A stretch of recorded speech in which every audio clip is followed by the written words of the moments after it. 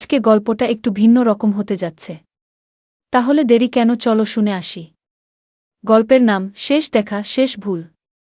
মহাভাবনা স্টাইলের দীর্ঘ আবেগঘন গল্প। তুমি জানো, কিছু গল্প কাগজে লেখা থাকে না, হৃদয়ে লুকিয়ে থাকে সারা জীবনের জন্য। এই গল্পটা ঠিক তেমনি, অদেখা, অস্পর্শ, কিন্তু গভীর। আর হ্যাঁ, এটা শুধু গল্প না, এটা হয়তো তোমারই গল্প।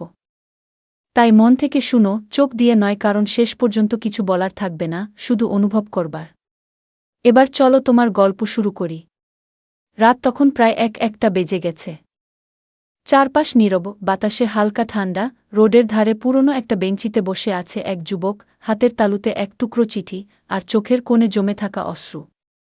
চিঠিটা খুবই ছোট, কিন্তু তার কাছে এই চিঠি এখন একটা দুনিয়া। তাতে লেখা মাত্র কয়েকটি লাইন। তুমি দেরি করেছ, আমি আর তোমার অপেক্ষা করতে পারলাম না। আমার জীবন ফুরিয়ে এসেছে, আমি আল্লাহর দিকে ফিরে যাচ্ছি, ক্ষমা করে দিও।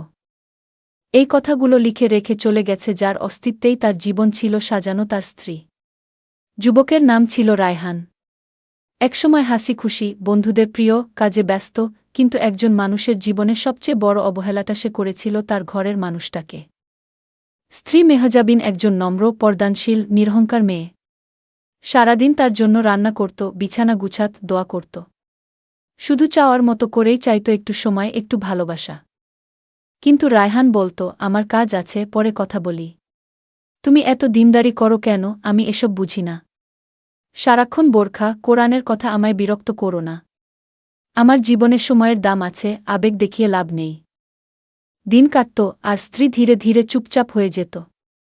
রায়হান খেয়াল করত না, শুধু ভাবত, চুপ মানে শান্তি আছে। একদিন স্ত্রী অসুস্থ হয়ে পড়ল। বারবার বলতো, আমার মনে হচ্ছে আমার ভেতর কিছু একটা সমস্যা হচ্ছে। চলো না প্লিজ, ডাক্তার দেখাই। রায়হান বলল, এত অসুস্থতা দেখাও নাটক, একটু বিশ্রাম নাও। 3 দিন পর হঠাৎ স্ত্রী অচেতন হয়ে পড়ে। তখন তড়িঘড়ি করে ডাক্তার নিয়ে গেল। ডাক্তার রিপোর্ট দেখে বলল, আপনার স্ত্রীর শরীরে ক্যান্সার ধরা পড়েছে, এবং আপনি অনেক দেরি করে ফেলেছেন। শুনে রায়হান স্তব্ধ হয়ে গেল।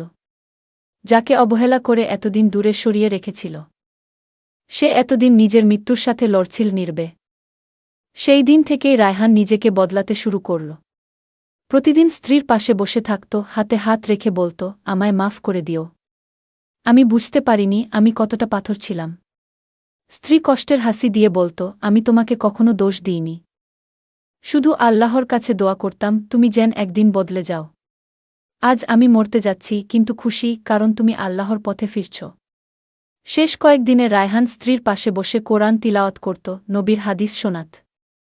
আর স্ত্রী কাঁদতে কাঁদতে বলতো, তুমি জানো, আমি তোমাকে সবচেয়ে বেশি ভালোবেসেছি, এমনকি আমার মৃত্যুর থেকেও বেশি।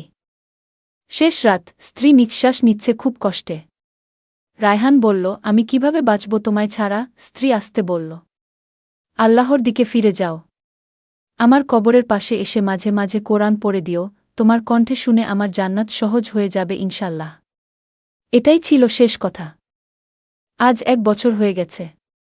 রায়হান প্রতিদিন মসজিদে যায়, কোরআন পড়ে, স্ত্রীর কবরের পাশে বসে বলে, তোমার জীবনের শেষে আমি বুঝেছি ভালোবাসা কাকে বলে। আর আমার জীবনের শুরু আজ থেকে, আল্লাহকে ভালোবেসে। গল্পটা লিখতে যেয়ে চোখে কোণায় পানি এসেছে। তাই বলি, সময় থাকতে মানুষকে ভালোবাসো, কারণ একদিন হয়তো সেই মানুষটা তোমার চোখের সামনে থাকবে না, শুধু থাকবে অনুতাপ আর পাথরের মতো ঠান্ডা একটা কবর। তুমি আজ কাকে ফোন করে বলবে আমি তোমায় ভালোবাসিকমেন্ট বলবা? আর হ্যাঁ, তোমার জীবন ঘটে যাওয়া গল্প থাকলে বলবা। পরবর্তী ভিডিও বানানো হবে। সাথে আছি আমি, তানভীর আহমেদ। আজকে এখানে বিদায় নিতেছি, আল্লাহ হাফেজ।